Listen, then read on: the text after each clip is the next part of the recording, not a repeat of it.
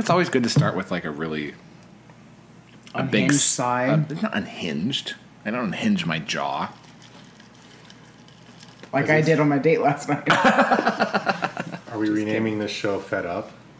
So that's what it sounds like. We are. Fed up of your bullshit. We are fed up. So, we did the Memorial episode. And we're recording these back to back. So, it's going to be a short one. Yeah. So you had some topics that you wanted to cover. Do you want to start with yours first, or you want me? No. Go ahead. Because here's the thing: in news, not much happened this past week. I want to be honest. Right. Nothing big. In fact, I'm trying to think. What new thing that hasn't started in weeks before that we're following up with happened this week that I can think? I can't think of anything. Nothing. I don't think. No. Besides what we mentioned a few minutes ago before we started recording, Fox is paying Dominion $785 million. Yeah. I have a feeling that maybe they're just going to offer that in shares or something. Like Dominion's going to own like 2% of Fox. I don't think they're actually giving them cash. Are they? I don't know how that works. I don't know. Oh, but just as a quick aside, so the only reason I know this is because of the podcast that I listen to that I won't give free promo to. But they did mention something that I thought was interesting. Yeah. They believe that Fox paid that much money. They probably paid a little bit more, so they didn't have to issue a formal apology. Good. On air. Because that was probably one of the stipulations that Dominion had, because they were like, oh, you demonized our product, blah, blah, blah. But here's the part that I don't understand with that. Okay.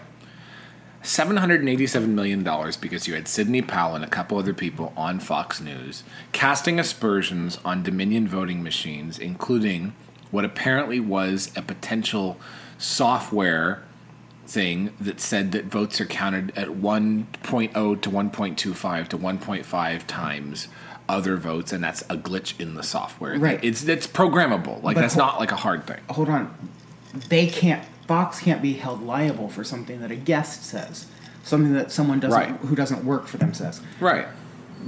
What they're paying for is what a few of their employees said, like Mr. Carlson, certain other people. Gretchen Carlson isn't a man. People like Sean Hannity and Laura Ingraham towed the line and was, even if they believed that, there was some foul play afoot, they didn't say it because they probably knew that we could get in trouble. But other personalities did say something. Like Maria Bartiromo? I'm not exactly sure who, but the point is... What about Judge Jeanine? Fox cannot be held liable for something that a guest says on their show. Right.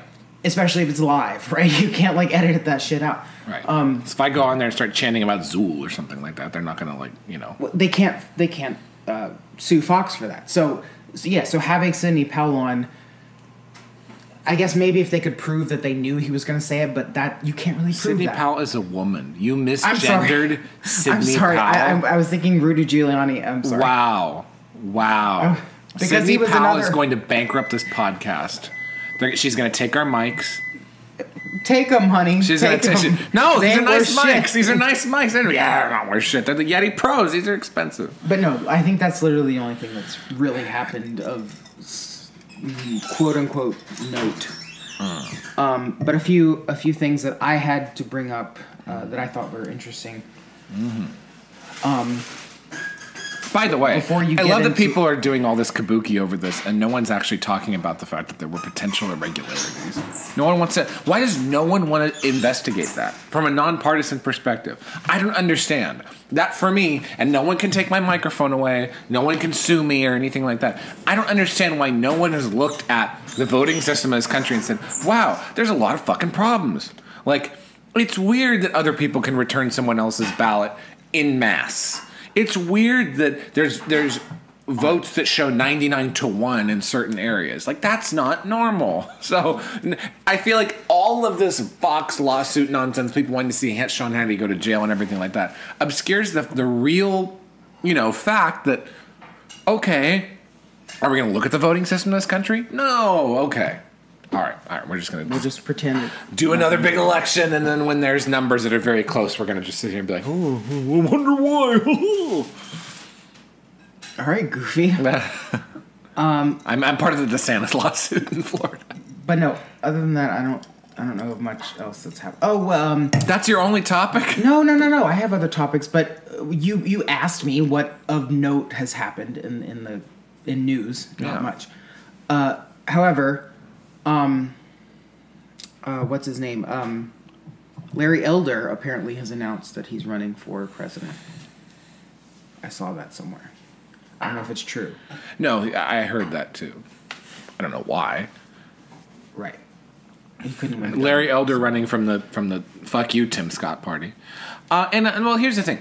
In a just world, I think that Larry Elder would be a major party candidate for president, but it's not a just world. And I know that he ran in California under the banner of "We've got a state to save," and now he's running under the banner of "We've got a country to save." And he's right.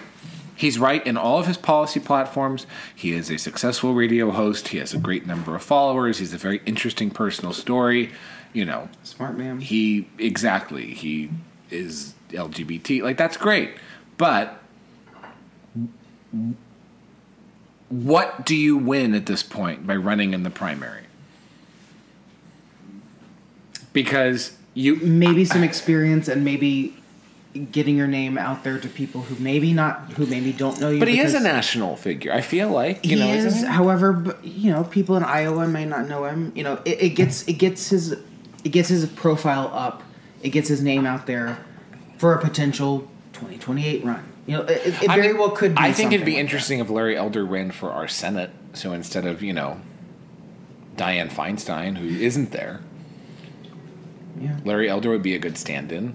But Republicans have a tough time running for Senate in California. Meg Whitman spent $170 million and lost. To tie into one of our last episodes, though, as you brought up, she's still not she might be incapacitated, but her office is still not backing down from, removing her from the Judiciary Committee and all that. So they still can't get their appointments approved. Wait, so she said, "I will step down from this role in the Judiciary Committee." No, she's saying she's not. Oh. Her office is still saying she's not, because I saw an article this past week saying that the Biden administration's still pissed because she won't budge.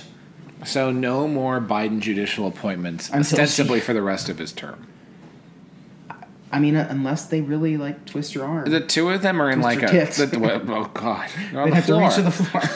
I hate you. The two of them are basically. You beat me to my tweet. It's like an elderly arm wrestle between her and Biden, and it's really upsetting because both of them were. No, here's the thing. Both of them were younger politicians that had a great deal of, dignity in serving. Like, Dianne Feinstein was a young mother who decided to step in and join the political field. She became mayor of San Francisco. She was a trailblazer. And unlike the Democrats of that time, she was centrist. She was pro-police. She was very much in understanding of the realities of governing. Biden, too. Biden was a very centrist Democrat when he first started running. A young father, stepping into political life. Like, he wasn't even 30 yet when he was running for Senate and things like that. They should be, in a just world, they would be understood as trailblazers for what they did at that time in 1827. But they have held on to political office for over 5 decades each. So to the point that they have rendered themselves out of any kind of usefulness and infuriated both their own party and the opposition party in staying in office. Biden is set to announce his re-election campaign on Monday or Tuesday this upcoming week. He is it's I don't know what the argument is. One more time. I think that. I think Tuesday. Yeah, I think that it's silly at this point. But at this point, why not? Why not have Dianne Feinstein run for another term? She'll be 90-something and Let's voiding. Have her run for president. Dianne Feinstein. You know what? Here we go. We are chairing the Dianne Feinstein for President Committee. because we already have a president who's not there. So why not have a president who's not there and also a woman? Perfect. That's great. Okay. Hillary would show up with a gun. Like if Dianne Feinstein won for president now, Hillary would show up like Harvey Milk Shooter. Oh God. Well, all right.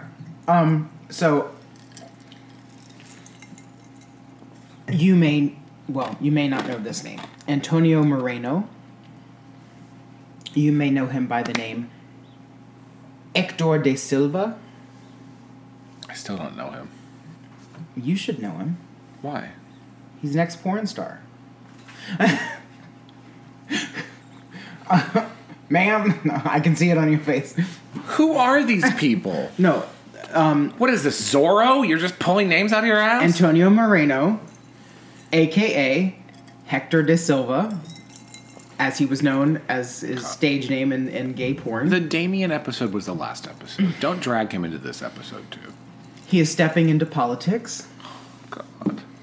And he is running at age 38 to be the next mayor of a small town in Spain. But he's running in the Populist Party. He's running as a conservative, and he's a former gay porn star. He is known for his, wonderful performance in the movie Hung Country and Too Wet. So what do you have to say about this? Oh, and sorry, apparently he also claims that he learned a lot from his porn acting to enable him to run a city. What say you, sir? What say me? Yes. Was he a top or a bottom? I don't know. I've never seen this. So you bring this person in who I don't know. The most salient question you can't answer. Why is that the most salient question? Why are you reaching out to Christian for topics for this podcast? No, this is The Advocate. Even worse. So, okay. So he wants to run for Spain in the Populist Party, and he's a porn actor. Mm-hmm. In the rear. I don't know what... He lives in the small town with his partner, and he works as a livestock farmer now. So he went from prodding men to prodding livestock. You don't know that. He could have been prodded. Whatever. The devil gets prodded. I've seen that movie. I think he was in that movie. But, Now he's running for the Partido Popular, which is the Populist Party, and as The Advocate says, leans conservative. It's the most conservative you can get in Spain. I'm always fascinated by European parties. The party previously stood against marriage equality in Spain. However, they have come around to introduce legislation. But I want to say, I'm always fascinated by European parties because I believe in Italy, there is a member of, I don't know if it's a member of the Italian Parliament or MEP, like member of European Parliament, who is a former porn star. Like with huge, like this Italian one with giant, like she had enormous tits. And is a member of the, and she's popular. Not just because of that, but she's like, a well-regarded politician. And I think only in Europe can you make the successful transition from understanding what it's like to getting fucked to understanding what it's like to getting fucked in a budget way. This is the conversation that I was hoping to elicit. Yes. Right. So, could this ever happen in the United States? We don't have good porn stars here. You don't think Pamela Anderson could be... Well, leave her alone. She's Dianne Feinstein's age. Like, my God. She's had her documentary. Isn't that enough? You don't think Stormy Daniels is going to run? Although I do have to say, after Pamela Anderson has... she's been fucking Julian Assange. That's true. She has been his lifeline, by the way. So, if you ever leaked... If someone ever leaked government documents and you have to hole up inside of an embassy...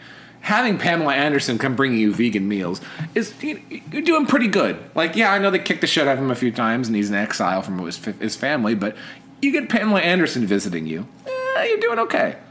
That's pretty good. I don't know of any domestic porn stars that we have that would be good, people in politics. I think that Madison... think Mason Weiler could... I don't know who that person is. Oh, the look on your face tells me otherwise. What's he going to do? Just, funding more AIDS medication? I was about to say, I think he's HIV positive. So well, he got everybody else. How much longer he has. Oh, God. Is this the podcast you had for Christian? This is not for me. You have another connoisseur of the genre that you could have talked to. I don't know the genre. I don't either. What do I look like? I don't know. You had a life before him. I had like 7 lives before him. I'm old and I'm tired. I don't remember. I just thought it would be an interesting topic to bring up. Who's that woman in Italy with the big tits? I don't know. Well, look her up. Woman in Italy, big tits, parliament. Is it called Parliament? I think it's called Parlamentari. I don't know. Parlamentar.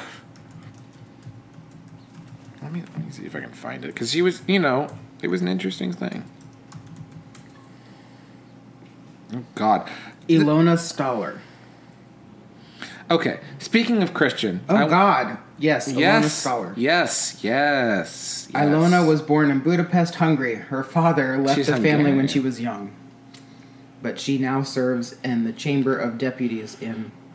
Do you want to talk about terrorism? Christian messaged me on 3 different methods within the past 10 minutes. He messages me on Twitter. We need the @ He texts me, what time you thinking? Because he wants to come over tomorrow. I invited him. And then he messages me on Instagram saying, you tell me. I don't know what the fuck he's talking about, but every single app he's found a way to... Sorry, there's a brief commercial break for our sponsor, Squarespace. I can fix that in post-production. If you use code... if you use code Italian Big Tits, you get 15% off your Squarespace subscription for the next year. Squarespace is the easiest way to make a website. It's a way that we make our website using Squarespace. That's a real business, and we can't say that. Why? What are they going to do? Pay us? What's the worst that could happen? I'm not saying use 15% off of your next vote tally for Dominion. Also, fuck Dominion. You know what? Fuck Dominion. Anyone who gets us away from paper ballots is a problem. Remember when... Okay, you remember in the 2004 election, you were only in your 70s then, and it was John Kerry and George W. Bush, and there was that... What was that? Diebold voting machines were recording people's votes, especially in places like Ohio, and Democrats said these voting machines are wrong. You can't have a machine record people's votes. However, they really pushed those machines because of the 2000 flub with Florida and the hanging Chad and all that shit, because that was the antiquated shit. And they're like, surely there's some new way that we can do this. And so they pushed the voting machines and the computerized bullshit, which is so easy to tamper with. Right. So we're fucked if we do, we fucked if we don't. Here I thought hanging Chad was a strong man who committed suicide. But... Or a gay porn actor. I think hanging Chad's running in Ohio. But... I don't understand why all of a sudden, our entire lives, voting machines have been evil. They can be manipulated. Dick Cheney has stock in Diebold. He's gaming the machines in Ohio and Pennsylvania. He's getting the votes. All of a sudden, and then we get to 2020, and it's like, oh no, it's fine. It's fine that you have. Same thing with mail-in ballots. Yeah. There's plenty of footage of, the Penguin, Jerry Nadler, saying... how evil and how rife with fraud paper ballots, mail-in ballots, are. And then side by side with footage of him in 2020 saying, "Oh, there's no fault, there's no problem with that." Yeah. I mean, actually, think in the 90s when that previous footage was aired, he was actually citing studies of, we have proof that mail-in voting is rife with fraud and we just can't do this. And then all of a sudden, oh no, it's fine. It's fine. So all these alternative forms of voting are popping up and we're seeing more problems. Am I going to get sued for saying that? I don't think so. No, maybe some of the other stuff you said, but not that. What? Fuck Dominion. What are they going to do? Are you going to come at me? You don't play Mafia Wars, I win, bitch. Anyway, what else did you have? So someone else that I needs to be taken down. I don't know if I've mentioned him on the podcast before. You and I have talked about him, but I don't know if I've mentioned him on the podcast. John Casey. I don't know that name. John Casey is a senior editor at The Advocate. Ugh. And on occasion, he writes an op-ed for the site. Ugh. And he is by far the worst writer I've ever read. Oh, wow. Including that quote-unquote high schooler that they put in, I showed you that article. They claim that a high schooler wrote this wonderful op-ed that basically quoted all of their talking points and used verbs like politicking. What? No high schooler is going to be using that kind of language. Like those are always funny to me. It's the person who's in the editor's room and like, I'm a high schooler and I have to say exactly what this publication wants me to. Publish me. So yeah, again, we didn't talk about that. I haven't touched a tit. like what? Yeah. That's another story, and I have a post on that'll come out on Carpe Forum. It's Good. long overdue. I have it written, I just haven't published it. But this is the same. This is a man who writes worse than that faux high schooler wrote. Almost incoherent in some places. But he wrote an article, an op-ed, that was published just today for The Advocate. And guess what the headline was? Earth is a marginalized community. So what do you think the topic of this op-ed is? Why Martians are better? I don't know. Earth is a marginalized community. He's talking about climate change. Oh. Aren't we tired? And he goes into this incoherent tirade about... I'm not even going to, go into the details. He did mention one thing that I want to highlight. He says something about we have had the warmest year on record. Number one, he doesn't define what he means by year. So does he mean like year to date, as in like we are now in the middle of April, and so the first 4 months have been incredibly warm compared to other years? And if that's the case, that's not a good comparison. If he's talking about from April to April, okay, maybe that's a better comparison, but I thought the whole idea was we went away from global warming and more to climate change because we were seeing quote-unquote extremes in weather and not just warming, right? So the whole idea behind that stupid movie, The Day After Tomorrow, was it was extremes in weather. Sorry, there's a faggot with a Dodge Ram outside. Anyway, continue. It was extremes in weather where it was either really, really hot or really, really cold. So in the winter, you were getting much colder winters, and in the summer, you were getting much warmer summers. Mm-hmm. So that was climate change. We're going further to the extremes. Mm. But then he's saying, but we're the hottest year on record. Who's we, by the way? Does he not account for climate variations for El Nino and La Nina? Is he talking about the United States or the world in general? And how can you calculate the world in general? He just said we. I don't know. The royal we? You need to ask him. So you need to, my point is you need to pick a lane and stick with it. Mm-hmm. Is it everything's getting warmer, or is it everything's getting more extreme? Because if you're saying we had basically the warmest year / winter on record, then that goes against your previous narrative of an extreme, Right. You need to pick one and stick with it because it doesn't make sense. But the most grievous thing that he says in this that I really want to get your opinion on, he's talking about, quote unquote, our community. God. And how it's under assault. It always is.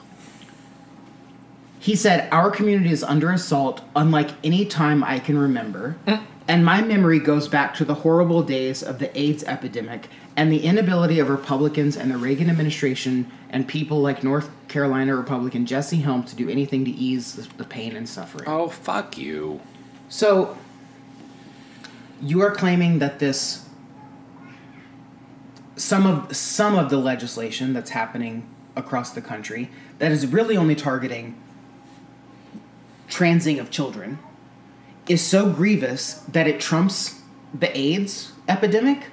The actual killing of people and the suppression of the drugs by Dr. Fauci, by the way, to save those people, this is worse than that? Really? Here's the part that bothers me. Okay. They blame Reagan for AIDS, but they need to be blaming Reagan for immigration. When it came to the AIDS epidemic and crisis and everything like that, if you had Mondale or Dukakis in there, their response would have been equal, if not worse, to the AIDS epidemic.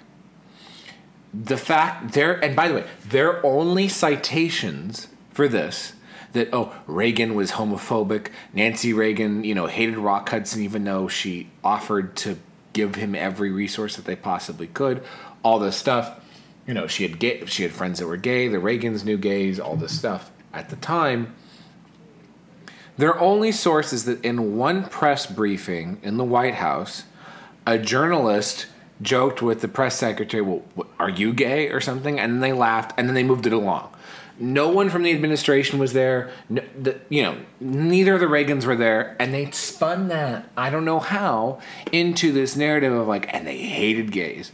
In the same way that maybe in 20 years, they will probably say about Trump during 2020, he hated old people because old people happened to die during the COVID-19 virus. Which he had every intention of releasing into the world. Exactly. So it's they're going to do the same thing, and they're going to say one of his friends who was old needed treatment, and the White House wasn't able to offer it, and so therefore they died, and therefore they hated old people. I also want that's going to be the same thing that's going to be told. I also want to highlight something that in the 70s, this is something, again, I just sort of learned about myself.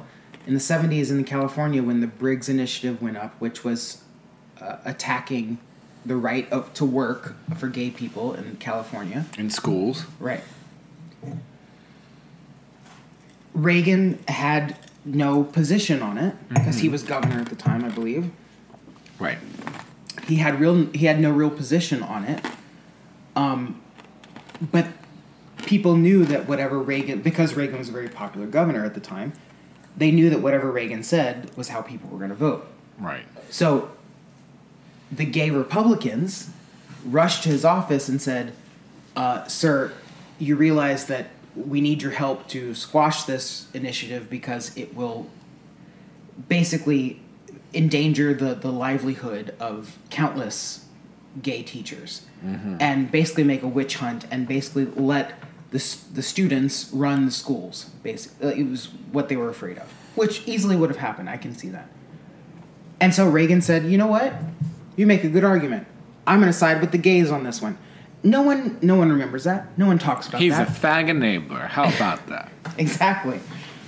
So how can you say that he hates gay people when during his governorship he was like, you make a good argument. Let me side with you. Well, these people allege that between the time he was governor and then when he got into the White House, that some secret cabal of Christians like kidnapped him, like Pat Robertson and Jerry Falwell. You got to vote for what we want you to vote for, and they just commandeered his Tammy vote. Faye Baker was doing some song and dance in the background. Exactly, and she was like, Nancy Reagan sucked dick on the MGM lot. Ooh, whatever, And the band goes marching on.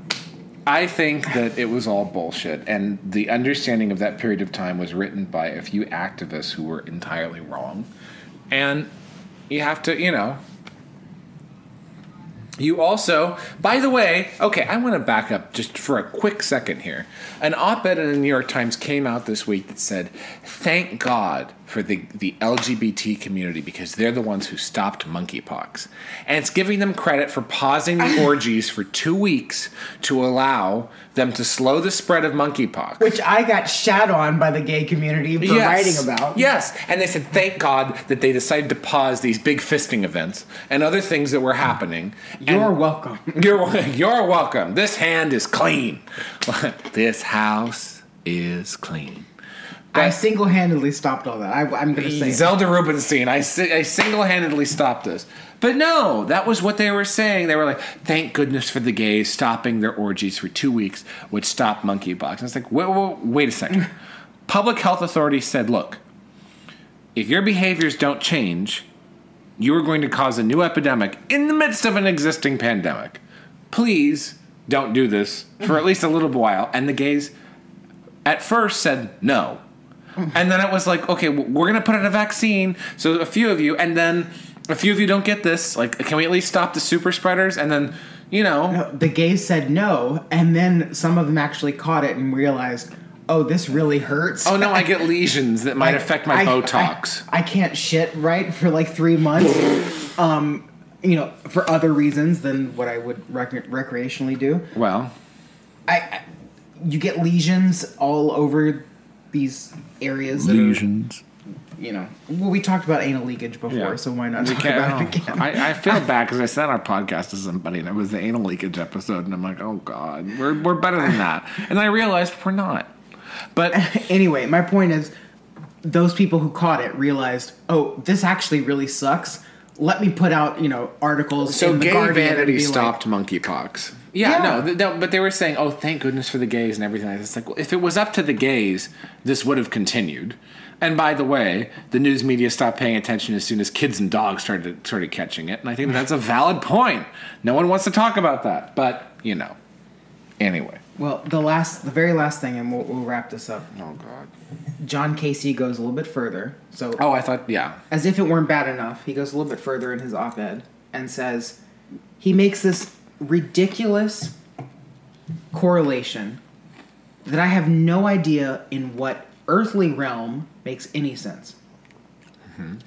He says, quote, "Nearly 4 years ago, I wrote about the intersection," they love that word, right? Mm-hmm. "I wrote about the intersection of climate change and HIV and how coincidentally through the years, our community has heralded major achievements and setbacks alongside those of climate change.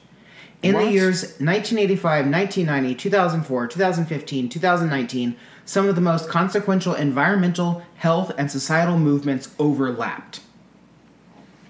He's trying to make some correlation between climate change legislation and gay rights legislation as if they're part in the same. But that's how the left thinks. They think that any aggrieved minority group is part of a larger coalition. It's why, and I saw this, by the way, my whole experience in college was just prophetic to this ridiculousness. Because we had two sides. There was normal people, which was our groups called Bruin Republicans, Bruin Democrats. So both people who were Republicans and Democrats came together and they were like, can we allow off-campus parties? Yay, everyone's happy. Okay. But then the left was the African Student Union. So you have radical, beyond Black Panther. That was the Raila Odinga stuff. MECHA, MECHA, which is a radical Chicano separatist group. You had radical LGBTQQAI2SP plus groups. You had... Way back in the 1950s? Yeah, when you were in college? When I was in college, I was just a candy striper. And you had Free Palestine, fuck the Jews, BDS, all this stuff, boycott, divestment, sanction.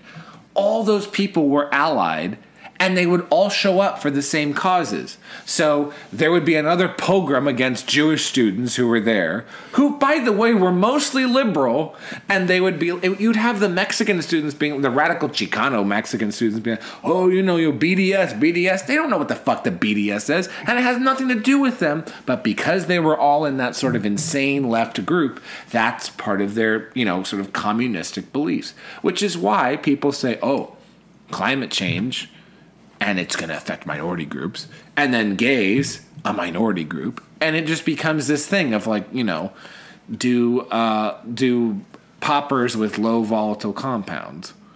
That's basically what they're saying. It's an insane axis, but when you see sort of the picture, and then they the Queers for Palestine group, and my friend who's Jewish always used to say, Queers for Palestine, okay, go there. Go to the Gaza Strip for a day. See how it turns out for you. That's the sort of axis that it's on.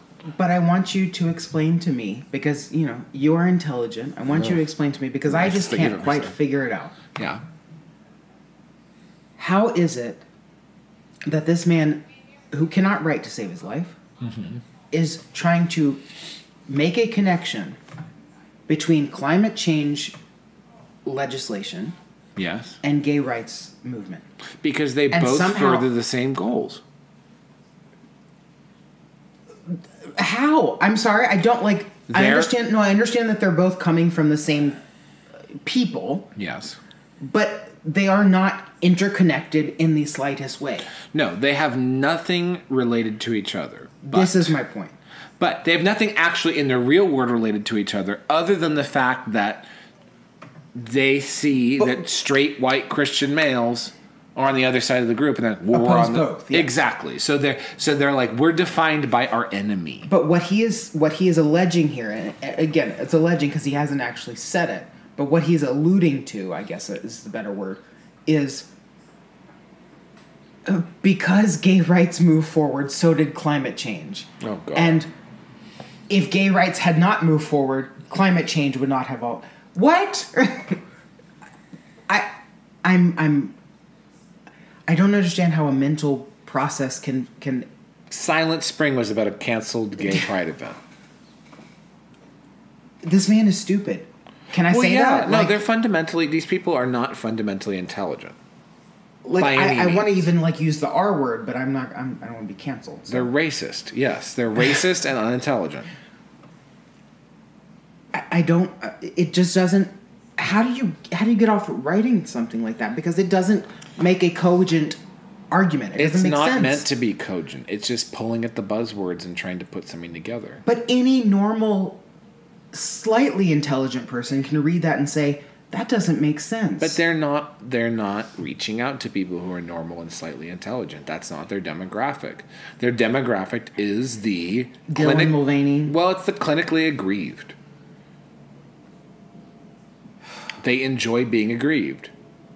Why and do I get so angry when I read this shit? Because you, as a logical person, understand that it's absolute nonsense and it's being pushed off as being somewhat intelligent. That should be a reason for fury.